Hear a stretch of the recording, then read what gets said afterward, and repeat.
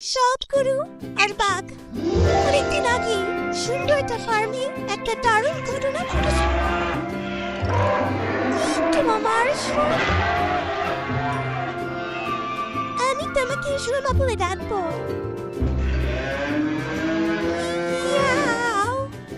এই হেই টিলু, তোমার নতুন বন্ধু কে বলেছে আমি বন্ধু হতে চাই? আচ্ছা, তোমার যে ফল এনেছে সেটা আমাকে দাও। এনেছে তো নাকি? এই টেবিলে রাখা আছে, একদম টাটকা। আমার সামনে তুমি ওকে এইভাবে আদর করবে না, হ্যাঁ? আর আমাকে তোমরা ফল প্রতিদিন এভাবে এনে দেবে, ঠিক আছে? নিশ্চয় দেবো টেলু। যদি না দাও তবে দেখো কি হয়। আমার নিজের মেয়ে হচ্ছে বলে আমি তোমায় ভুলে যাবো না, আমি কথা দিলাম। আর তুমি জানো আমি সব সময় আমার কথা রাখি। দেখা যাবে। মায়া, কি অসময়টা ছিল গো? তুমি সঙ্গে কথাই কেন বলো? ও তোকে আবার ফলো দেয় কেন? আমি তো এরকম অশুভ কারোর সঙ্গে কথাই বলতাম না। এই আরে ছাড়ো তোমরা, ও এতটাও খারাপ কিছু না। আমি তো কখনো কথা বলতাম না, এমনি চারিদিকে হিংসার রাগে চড়াচড়ি। তাই আমরা কি একটু বন্ধুত্ব ছাড়তে পারি না? কিন্তু মা, ও যেভাবে তোমার সঙ্গে কথা বলে আমার ভালো লাগে না। তার কারণ ও নিজের মানে যে ওকে ভালো করে কথা বলতে শেখাবে। ও খারাপ নয়, ও শুধু একা আর খুব ভয় পায়।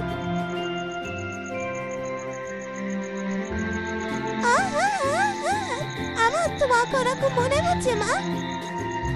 মা, মা, মা, আমি একটু বাইরে যাই। না শোনা, এখন ঘুমাও।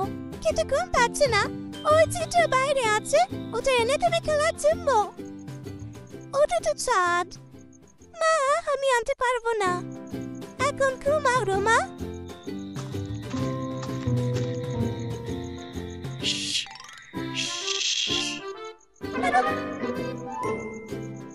এটা ও তুমি? এটা নাও। কি এটা? এই ফলটা তোমার মা আমার তোর জঙ্গল থেকে নিয়ে এসেছে। ও, এটা তোমার। তুমি আমায় দিচ্ছ কেন? কারণ আমি জানি মায়ের দেওয়া জিনিস পৃথিবীতে সব থেকে বেশি মূল্যবান, আর তাই আমি চাই তুমি এটা নাও। মা বলেছিল যে তোমারও মানে আমার ব্যক্তিগত জীবনে তোমাকে বেশি মাথা ঘামাতে হবে না। তুমি এটা নাও আর আমাকে ধন্যবাদ জানাও। এই শোনো, থ্যাঙ্কস। ওকে, এই শোনো, কি হলো? আমরা কি বন্ধু হতে পারি? বন্ধুত্ব আমার সঙ্গে, আমার মতো একজন অসুখের সঙ্গে না, এমন একজনের সঙ্গে যে আমাকে উপহার দিয়েছে।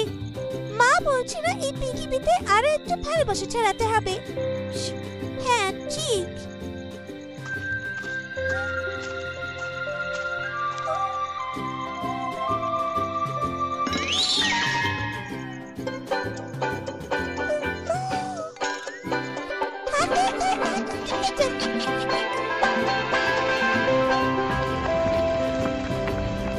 তুমি ভালো আছো? আমি তোমাকে মিস করবো মা। যেও না। আমি যদি না যাই শোনা, তাহলে আমি তোমাকে দুধ খাওয়াবো কি করে? তার জন্য আমায় সবুজ ঘাস খেতেই হবে।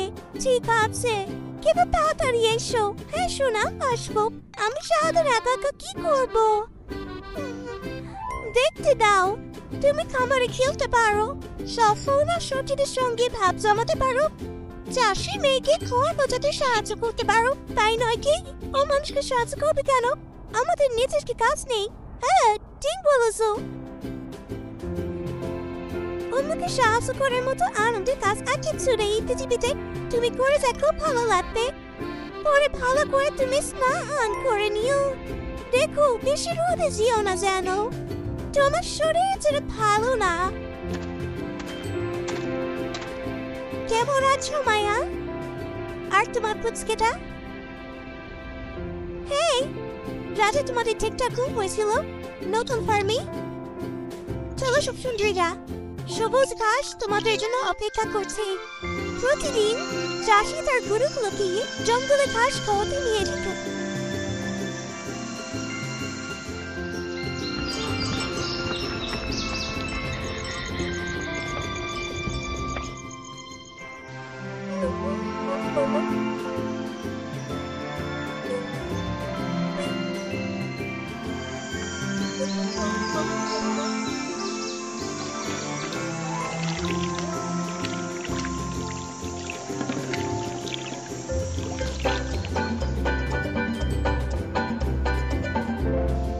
সেদিন গরমকাল আর প্রচন্ড রোদ ছিল বাইরে।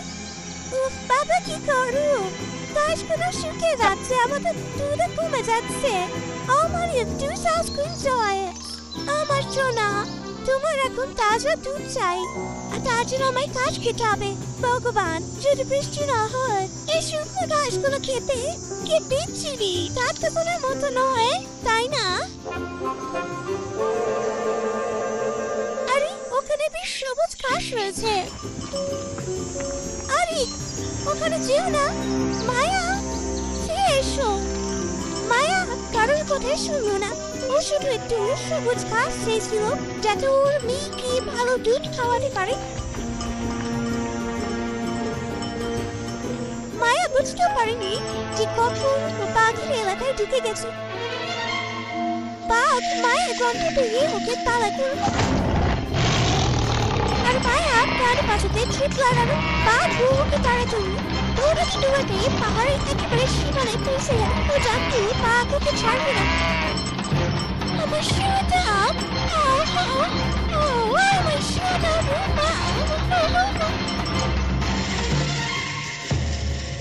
রোমাকে, আমার মেয়ে মাত্র 3 সপ্তাহ বয়স। ও মাকে না কাকু, আমারও খাবার চাই, খুব খিদে পেয়েছি। আমি রানী, ওর জন্য তৈরি হব। আমি দেখছিল, কিন্তু এই জঙ্গলের নিয়ম। মাত্র একদিন, আমাকে আরো একটা দিন দাও।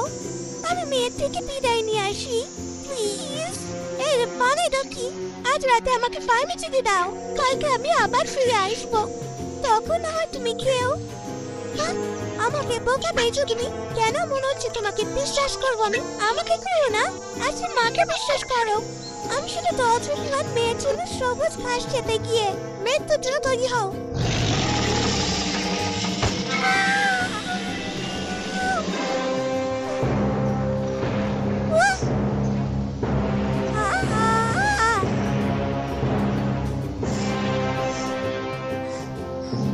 তুমি ঠিক আছো?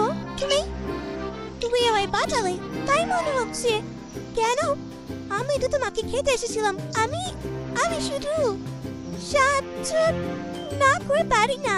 বেশ, আজকে সন্ধ্যের জন্য তোমাকে ছেড়ে দিচ্ছি, কিন্তু কাল তোমায় আসতে হবে যাতে আমি তোমাকে খেতে পারি। কথা দিলাম। ধন্যবাদ, তুমি আমার জীবন বাঁচিয়েছো, তাই তোমায় 1 রাতের জন্য ছেড়ে দিলাম। যাও, চলে যাও। মায়া দুঃখিতভাবে বাড়ি ফিরে আসে।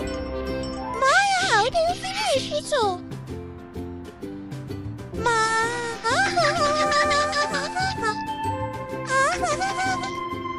তুমি আর কখনো জঙ্গলে যাবে না। আচ্ছা আচ্ছা, তুমি যত বড় হতে পারো তাই আমাদের জঙ্গলে যেতে হবে। জানো তো, ঘাস ছাড়া চলে না আমাদের। কিন্তু দুনিয়াটা খুব ভয়ঙ্কর, তা বলে তাই বাঁচা বন্ধ করা যায় না। খারাপ যেমন আছে, তেমন অনেক ভালো জিনিসও আছে। তো সেটা যত তাড়াতাড়ি বুঝতে পারবে তোমার জন্য ভালো হবে। মা, আমি একটাই ভালো জিনিস জানি। তুমি ফিরে এসেছো, ওকে দেখে রেখো তোমরা সবাই, প্লিজ। মায়া, নিশ্চয়ই। কিন্তু তুমি এভাবে বলছো কেন? কালকে আমাকে ফিরে যেতে হবে বাড়ির কাছে। কে? আমি মেয়েকে দেখার জন্য ভিক্ষা করে এসেছি। কথা দিয়েছি ফিরে যাবো। বকুবো করো না, কথা জন্য মরতে হবে। হ্যাঁ, তুমি তোমার মেয়ের কথা ভাবো, ওই হিংসে বাঘের কথা ভেবো না। না না, ও খারাপ নয়। কি বলছো মা? ও তো আমায় খেয়ে চাইবে। ও আমায় খেতে চায় কারণ ওকে খেতে হবে। ওকে দিয়ে ওকে এইভাবে বানিয়েছে। আমরা এমনভাবে তৈরি যাতে আমাদের বাঁচতে গেলে ঘাস খেতে হয়, আর বাঘ এমনভাবে তৈরি যে অন্য পশুদের ওকে খেতেই হবে যদিও বাঁচতে চায়। আমাদের যেরকম খিদে পায় বাঘেরা সেরকমই খেতে পায়, কিন্তু বাঘটা খুবই ভালো যে ওকে মাছটা দিয়েছে, কারণ তুমি ওর জীবন বাঁচিয়েছো। আমি কিছুটা তোমার পেছন পেছন দিয়েছিলাম, আমি সব জানি কি হচ্ছে। ও যদি না খায় ও এমনিতেই মারা যাবে। আমি ওকে কথা দিয়েছি আমাকে কাল যেতেই হবে ওর কাছে।